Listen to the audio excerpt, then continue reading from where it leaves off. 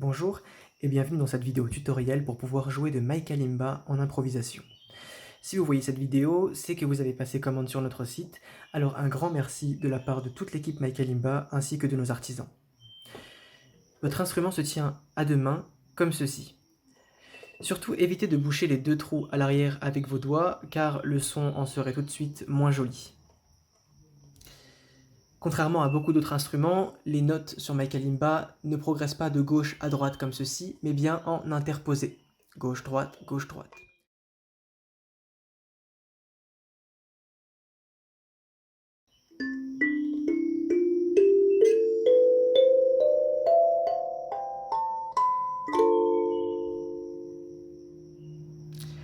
Dans cette vidéo, nous allons apprendre plusieurs astuces qui vont vous permettre de jouer en improvisation avec les mélodies que vous créez et surtout en faisant confiance à votre instinct. La première chose que j'aimerais vous apprendre, c'est la notion de rythme. Certains l'ont peut-être, d'autres ne l'ont pas. Dans cette vidéo, nous allons essayer de l'apprivoiser. Lorsque vous jouez à My Kalimba, vous devez choisir un tempo, quelque chose de constant. Cela peut être 3 mesures, 4 mesures, voire 5 mesures, à vous de décider. Par exemple, ici, nous allons choisir 4 mesures. Rappelez-vous, le tout, c'est d'être constant. Par exemple, si je le fais à ce rythme,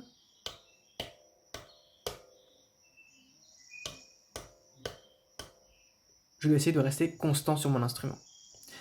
Vous pouvez aussi créer des rythmes plus irréguliers. Par exemple,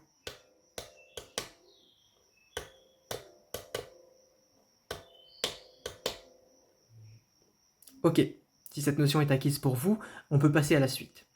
Vous allez réaliser la même chose que sur votre instrument comme ceci, mais cette fois-ci sur les lames de votre My Kalimba.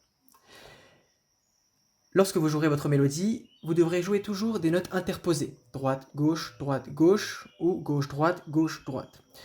Une astuce que je vous donne lorsque vous faites une suite,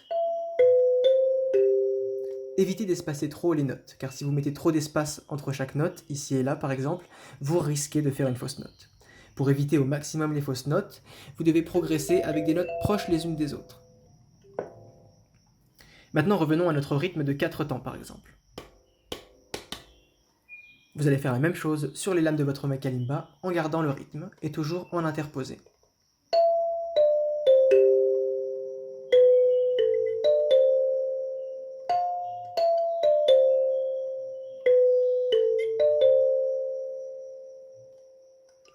Bravo, maintenant à vous d'essayer.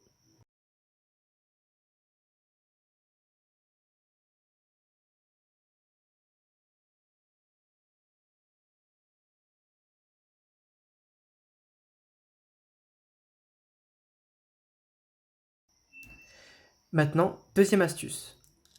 Après votre suite de 3, 4 ou 5 temps selon votre choix, nous allons rajouter ce qu'on appelle un accord. Par exemple, si la dernière note de ma série, est sur le côté droit, je vais frapper en même temps que cette dernière dent, la dent D. Et si ma série s'arrête à gauche, je vais frapper en même temps la dent E. Petite démonstration pour vous illustrer un peu mieux mon propos. En gardant toujours le même rythme à 4 mesures.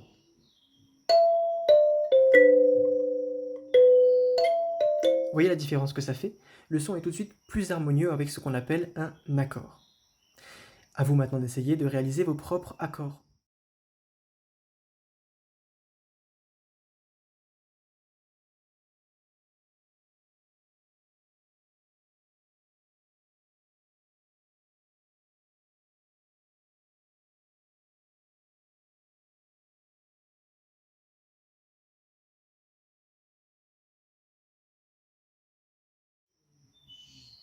Maintenant que vous maîtrisez les accords ainsi que la notion de rythme, nous allons passer à la troisième astuce qui est la suite.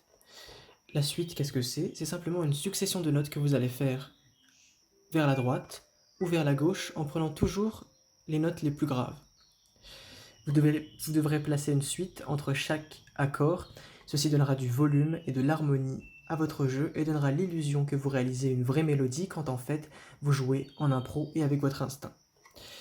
Je vais vous faire une démonstration dès maintenant. Je vais réaliser une succession d'accords, des accords qui seront à gauche, à droite, mais entre chaque accord, je placerai une suite. Alors cette suite sera soit celle-ci, ou celle-ci. Comme je vous le disais, les suites peuvent être composées de 3 notes, 4, voire seulement 2 parfois. Ça sera à votre bon vouloir et surtout avec votre instinct.